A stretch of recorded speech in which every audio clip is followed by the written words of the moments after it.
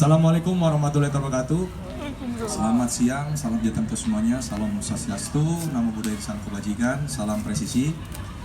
Baik, pada kesempatan siang kali ini Polres Cimahi melalui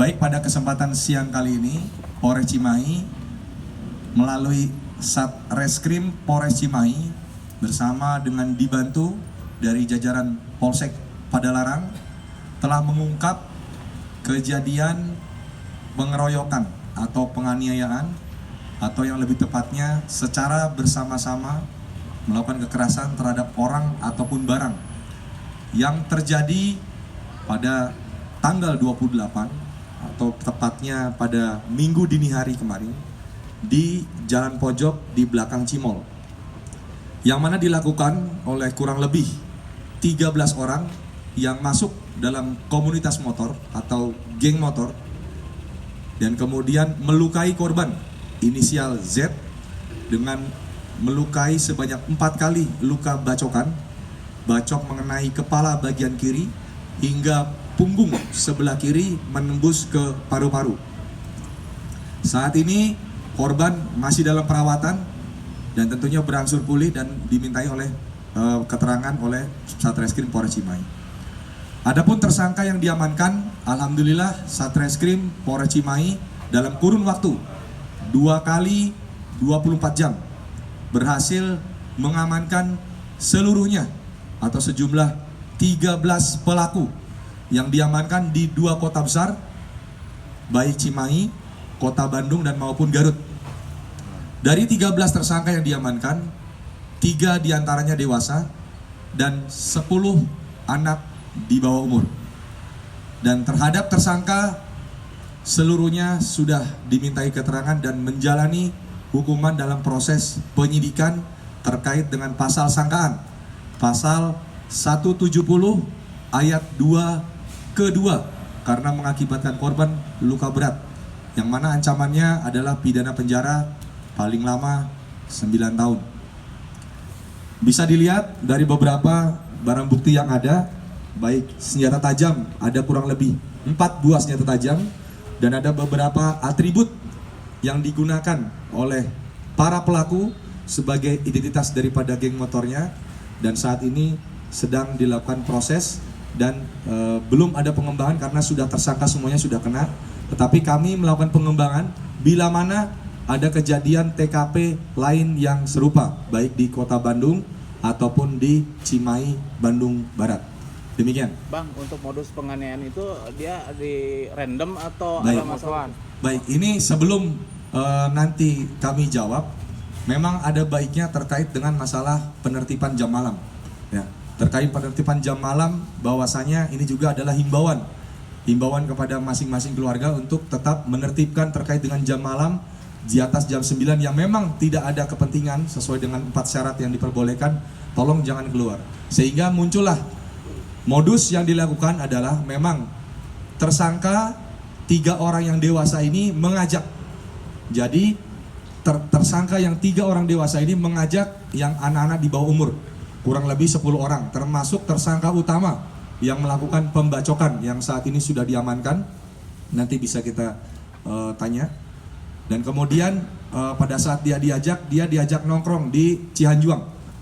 Kemudian di sana dia melakukan muter atau mereka istilahnya patroli, random. Jadi siapapun korban yang ada di sana langsung disanggong. Siapapun korban yang ada di luar jam malam, karena pada saat itu adalah dilaksanakan kalau tidak salah pukul 00.38 sajam kurang lebih setengah 1 dini hari. Dia mencari korban random langsung dilukai dengan mengacung-acungkan senjata yang sudah diamankan. Ini senjata yang diacungkan. Senjata ini diacung-acungkan untuk menunjukkan identitas mereka dan juga untuk menunjukkan bahwa mereka berani. Kemudian kalau nanti korban tidak segera pergi, langsung dilukai. Sehingga bisa kita lihat korban saat ini korban ini berangsur membaik, tapi kurun waktu 2-3 hari ke belakang memang belum bisa dimintai keterangan karena ada luka tusukan di bagian punggung yang menembus ke paru-paru sebelah kiri.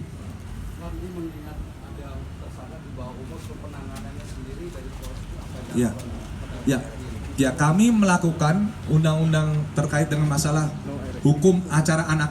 Tentunya juga ABH, anak berhadapan dengan hukum. Ya, tentunya hukum acaranya yang kita berlakukan adalah kepada anak berbeda dengan dewasa. Tetapi dalam kondisi yang saat ini tetap diberlakukan terkait dengan profesionalisme dan mereka bertanggung jawab terhadap perbuatannya. Walaupun upaya-upaya sudah dilakukan ya.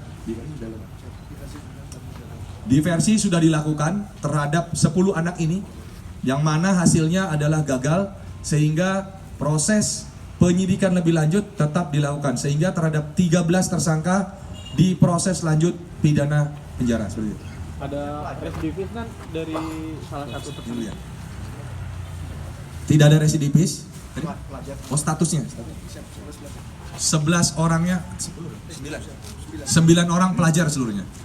Bang, dengan adanya kondisi kejadian seperti ini, geng motor itu dibubarkan atau gimana Bang, tindakan tegasnya Bang, Baik, dari polisian?